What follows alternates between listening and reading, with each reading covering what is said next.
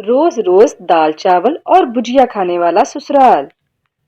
अरे मेरा राजा बेटा स्कूल से आ गया क्या? क्या किया आज स्कूल में मेरे राजा बेटा ने?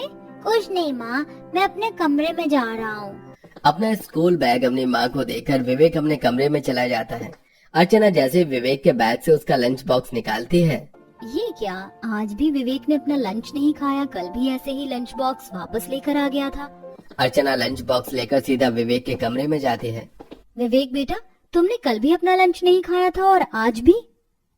मेरा ये खाना खाने का मन नहीं करता है। आप रोज रोज मुझे लंच में दाल चावल और आलू की भुजिया दे देती हो। पता है क्लास के सभी बच्चे मेरा कितना मजाक उड़ाते हैं। अगर आप मुझे कल से कुछ और दोगी तो ही मैं लंच करूंगा, वरना मैं ये दाल चावल और आलू की भुजिया नहीं खाऊंगा। विवेक की बात सुन अर्चना उदासी भरे चेहरे से कमरे से बाहर निकल आती है और लंच बॉक्स में रखी दाल चावल और भुजिया को देखते हुए कहती है, तुझे क्या लगता है विवेक बेटा, तुझे हर रोज लंच में दाल चावल भुजिया देना मुझे अच्छा लगता है? मैं भी और माँ की तरह तुझे हर दिन अलग अलग वैरायटी का अच्छा लंच देना चाहती हूँ।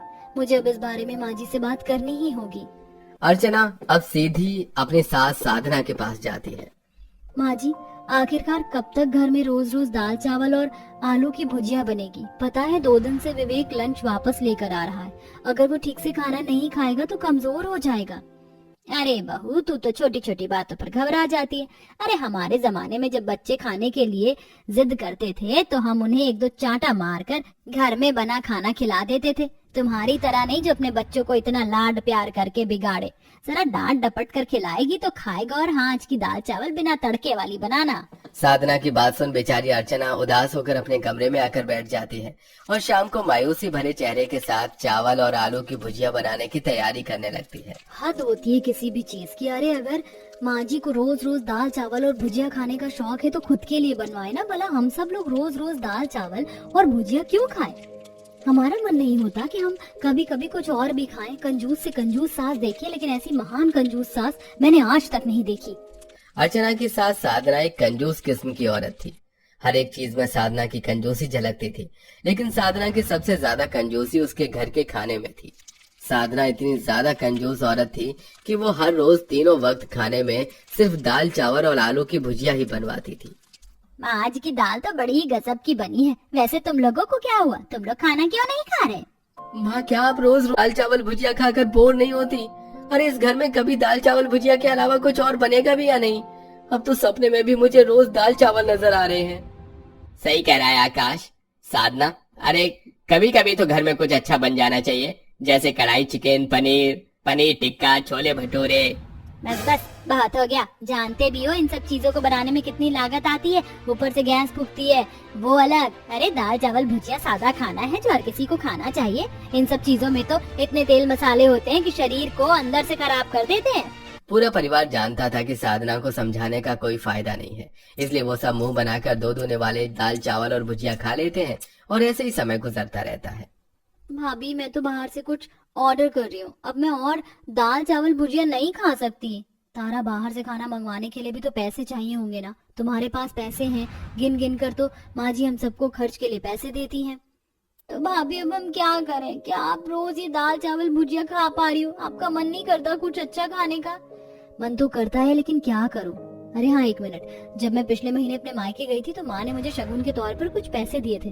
वो पैसे अभी भी मेरे पास हैं। हम उन पैसों से कुछ खाना बनाने का अच्छा सामान ले आते हैं। वैसे भी आज माँ जी कीर्तन के लिए बाहर गई हुई हैं, तो हम आराम से अच्छा खाना खा सकेंगे।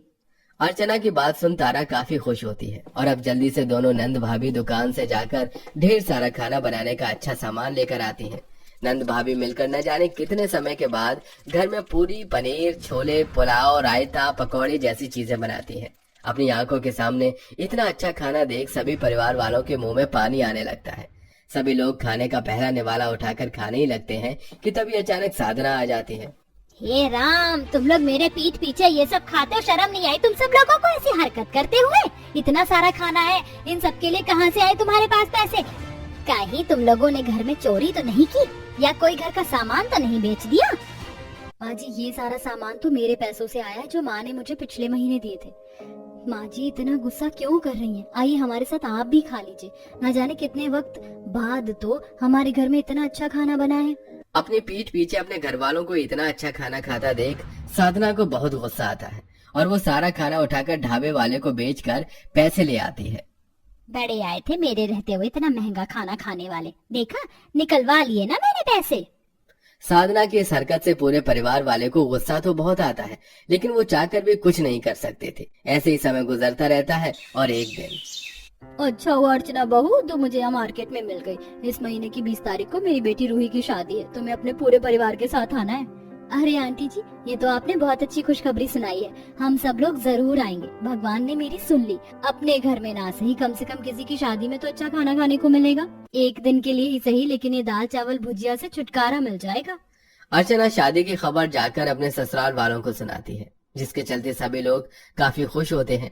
लेकिन साधना शादी में जाने के लिए साफ इनकार कर देती है। परिवार से कोई भी शादी में नहीं जाएगा।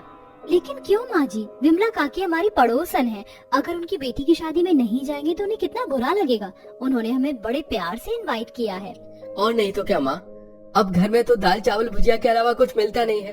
कम से कम शादी में ही हमें अच्छा खाना खा लेने दो। अरे कमबख्तो, अगर हम उसकी बेटी की शादी में जाएंगे तो हमें शगुन के तौर पर पता भी है कितने पैसे देने होंगे। उतने पैसे में तो हम लोग महीने भर का दाल चावल और आलू लेकर आ जाएंगे, इसलिए कोई भी शादी में नहीं जाएगा। पूरे परिवार की शादी में अच्छा खाना खाने की आखिरी उम्मीद बची थी, लेकिन ये आखिरी उम्मीद भी साधना ने तोड़ दी। ऐसे ही समय गुजरता रहता है। आज साधना के घर कुछ मेहमान आते हैं। सभी को लगता है कि घर में मेहमान आए हैं तो अच्छा ही खाना बनेगा, लेकिन साधना आज भी मेहमानों के लिए दाल चावल और भुजिया ही बनवाती है। ये क्या साधना बहन, तुमने आज खाने में दाल चावल और भुजिया बनाई है। लगता है तुम्हारा कंजूसपना अभी तक खत्म नहीं हुआ। जानती है बहू, शादी से पहले भी ये कितनी कंजूसी करती थी। हमेशा घर में से दाल चावल और आलू की भुजिया ही बनाती थी। अरे साधना, इतनी भी कंजूसी करना ठीक बात थोड़ी ना है। आखिरकार पैसे लेकर क्या अपने साथ ऊपर जाएगी?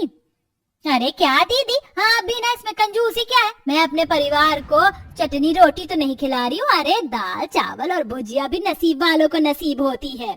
साधना की बात सुन अनुराधा का मुंह बन जाता है और अगले दिन ही अपना सारा सामान पैक कर वापस अपने घर चली जाती है। और ऐसे ही कुछ समय और गुजरता है। धीरे धीरे साधना के जोड़ों में दर्द होने लगता है और उसके शरीर में भी काफी कमजोरी रहने लगती है।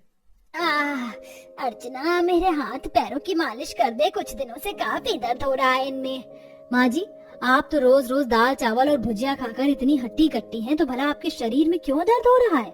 साधना की तबीयत अब धीरे धीरे काफी ज्यादा खराब होने लगती है, जिसके चलते डॉक्टर साधना का चेकअप करने के लिए घर आता है।